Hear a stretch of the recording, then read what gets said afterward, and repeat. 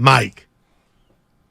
You know what's funny is you just said Mike, and I was like, well, Shanahan or Dunleavy. I'm gonna give you I forgot it's Mike's kid. All right. Mike Dunleavy was on with Tim Kawakami, the TK podcast. And let's talk about a couple things he said that I just want to discuss. 888-957-9570 is the number if you want to jump into the conversation. I see some people wanting to get in here. It's a free-for-all Friday, so whatever you want to talk about, it's a fair game. Let's just listen to Mike Dunleavy and play off it. Honestly, coming in, if this is my first month or two on the job, I probably wouldn't have as good of an understanding of who he wants as a player. But having been here 4 or 5 years, I think I do have a feel for that. Our group has a feel for that. We've learned some things along the way. And to make some adjustments in this offseason was, our priority. I think the biggest thing was when the season ended, listening to Steve and the coaching staff. What can we do better? What do we need to improve on? How can we help you guys? And listened pretty thoroughly on that. I think we made some adjustments that haven't sacrificed our future too much, haven't given up too many assets for, and put us in a position now where we feel like we can compete for a championship this year. And, this is kind of a year-to-year league. So let's see what we can do this year, but we've got a decent amount of flexibility moving forward. And, I like where we're at. I'm glad that one was the first one we played because that's the one I had noted in my notes. Yes or no? Do we know the answer to this? I think we made some adjustments and haven't sacrificed our future too much. I think that remains to be seen. No doubt. I wholeheartedly agree. You think? But it has me thinking, Steiny, Chris Paul was also brought here for financial reasons. Absolutely. And I don't like that part of it, but I understand it. I don't like it because I think that outweighs what we all are seeing, including Boogie Cousins. We'll get to him, who's not sold on the fit. But, Steiny, if that supersedes the basketball fit, then this team is not going to be as good as when they had Jordan Poole coming off the bench, a guy that could get you 20, 30, 40. I just, again, I'm not saying Dunleavy's lying or he's wrong, but I think we got to wait on that one. I think we got to wait. No doubt. I mean, we've got, first of all, the Warriors won't have their pick this upcoming year if it's 5 or worse. They gave up picks for Chris Paul. They traded a 24-year-old for Chris Paul. While it wasn't on Mike Dunleavy's watch, it's got to be factored into the equation that the Warriors traded a young James Wiseman for Gary Payton II. So I would just say when he says, haven't sacrificed our future too much, I think we got to wait a few years for that. I'm with you. We got to wait a few years. But because I'd make an argument Jordan Poole was the brightest when you talk about the youngsters, Steiny, he was the brightest spot. He was showing you the most even before last season. Yeah. Oh, we got Matt in Oakland. He's worried. Hey, guys, sorry about the profanity. I got carried away. I'll talk next year. Yeah, that was an old shit. You're all right. Story. Oh, Randy Myers was the third nasty boy. Remember Chris Sabo? 908. Way to go. Remember Sabo with the goggles at third? I remember Chris Sabo. Yeah. I had him on my fantasy team back in the day. Eric Davis. Like Blake. That's phenomenal. That's not phenomenal. Blake Sable, and he brings it home with the hometown feel, a giant. Evan, you're on fire, baby. Keep it up. Let me tell you what's better than Steve Sable.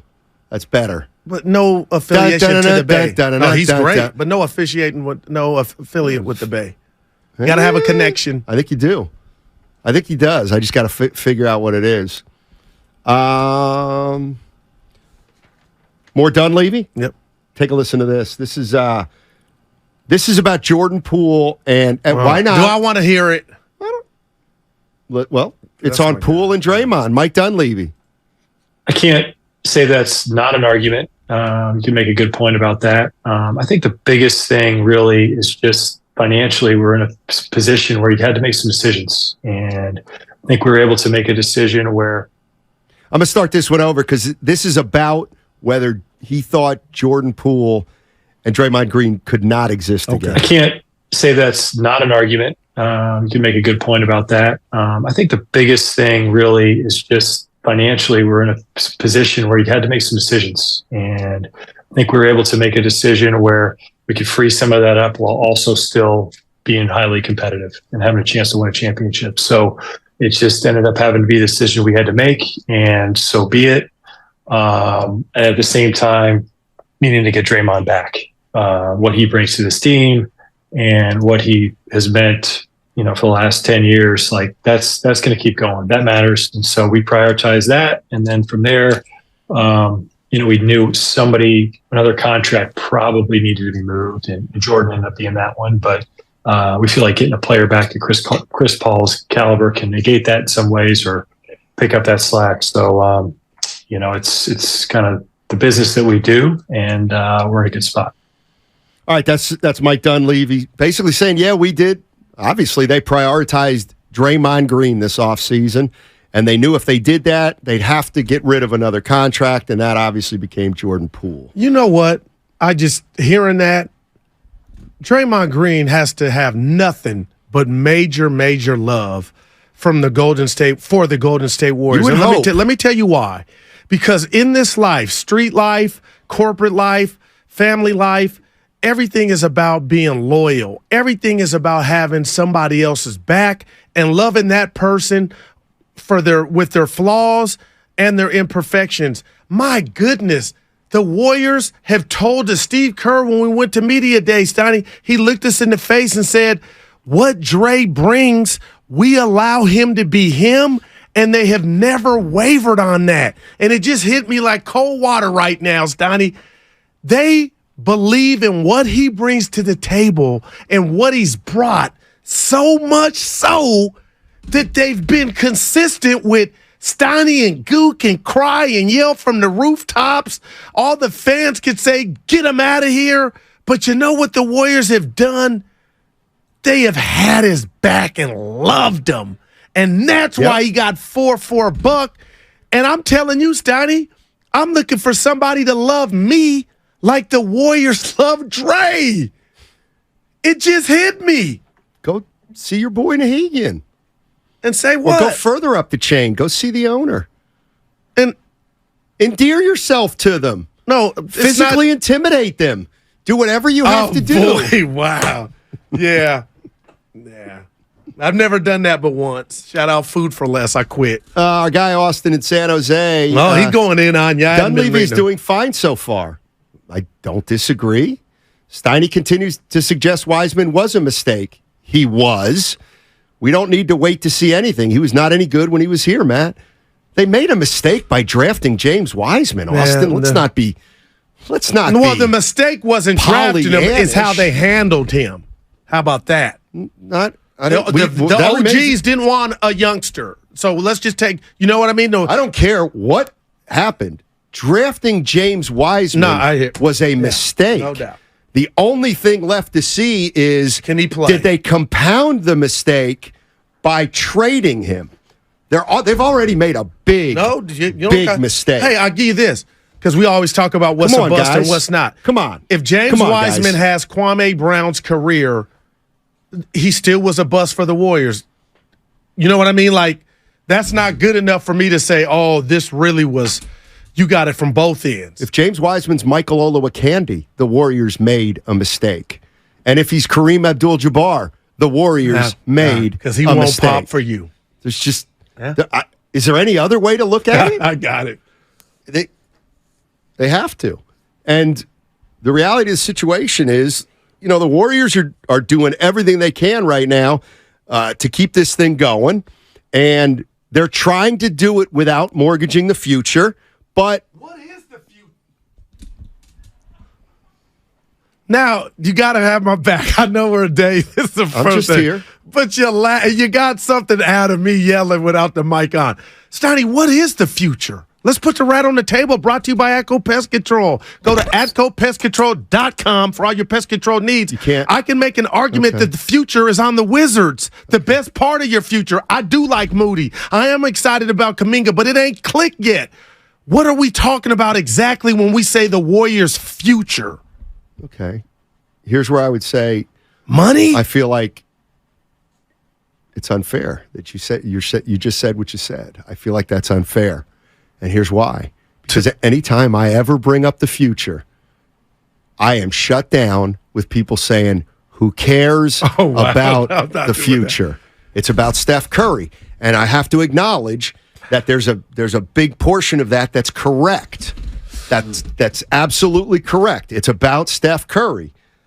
But at some point, we're going to have to, at some point in 3 or 4 years, Wiseman's going to be on another team. There's going to be a draft pick that Denver makes. Who's got their pick again? I can't even remember. Memphis. Memphis might have the 6th pick in the draft this summer, and it's the Warriors pick. Oh, man. So here, all I'm saying is, yes, I agree. And I'm not saying Dunleavy. Look, the Warriors had 2 choices. They could start to move off their big 3, or they could think about the future. And they're not moving off or they could move off their big 3, or they can try to do it as much as possible now. I think they're both tough decisions. They're going with their veterans. They're going to try to string this thing along as much as possible. I don't know that it's the right or wrong decision.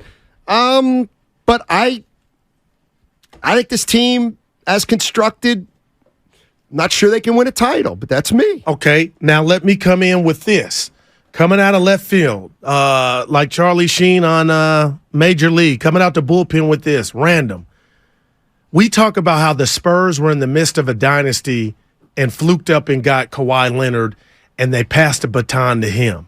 If I see Joe Lacob at the old ship, I would just say, Joe, it is so imperative that Kuminga ball out, because during this phenomenal run and the chef's still in his prime, we understand you earned that James Wiseman pick, but it was a fluke that you got it because the chef went down.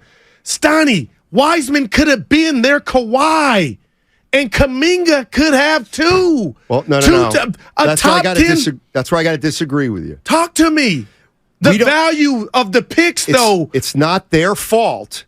Like, let's see if there's a Kawhi. We've got an Anthony Edwards. They couldn't have gotten him. Right. Wiseman, Ball, everybody after that.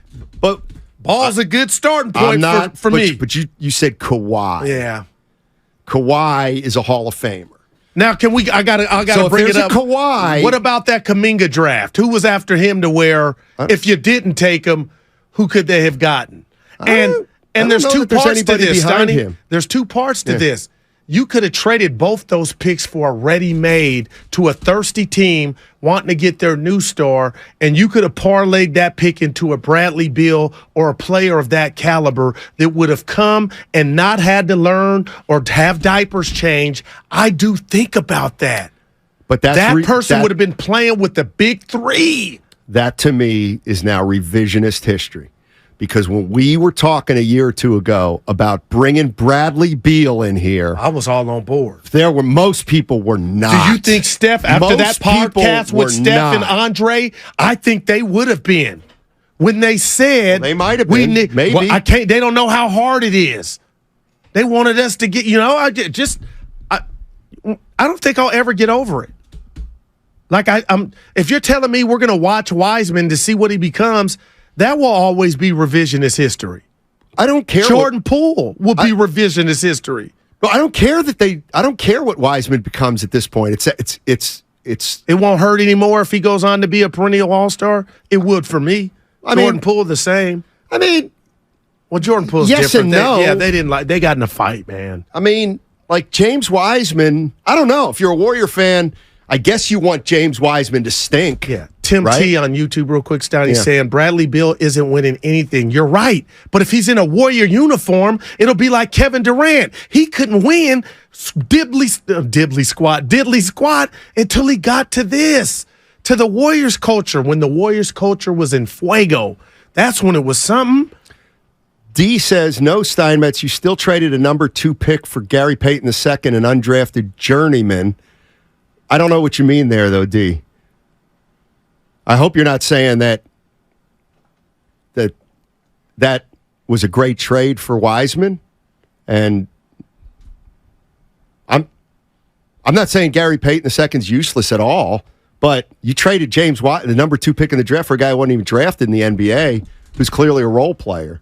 But here's the thing, and I'm willing to. This is where I think you got to be fair to the Warriors, and I don't have the list in front of me. I think Evan might, but if Kawhi, if there's not a LeBron in a draft, there's not a LeBron in a draft. There just isn't, and I'll never hold it against the Warriors. Now, if LaMelo Ball wins 6 titles and is a Hall of Famer, he's already an all-star and rookie of the year. He is. But you know what? I'm not willing to. That's got to play out. Right. LaMelo, I like LaMelo Ball, but I'll never forget you telling me LaMelo Ball would absolutely be better on the Warriors now than Wiseman because he'd be playing. Oh my gosh! I'm not willing to say that drafting LaMelo Ball would have extended the run yet. And imagine LaMelo Ball being your first off the bench to lead that second unit if that's how you saw fit. Maybe he. Oh my gosh! Maybe he. And he would be your guy when Curry would ever hang him up, whenever that day comes. Steiny, what else should the Dubs have done with Wiseman? You keep talking in circles. Okay, what's your plan? Come on, B-man. No, what I'm saying is, okay, I would have drafted LaMelo Ball. Now be quiet, Austin. Yeah. How about that? Our guy. You should have drafted LaMelo Ball. They drafted for need. Big mistake in the NBA. Yeah. They drafted a player who wasn't ready, and they were a championship team. So, it's not a big deal. Wiseman was a mistake, and teams make mistakes. And I didn't really come in today thinking I was going to talk about Wiseman.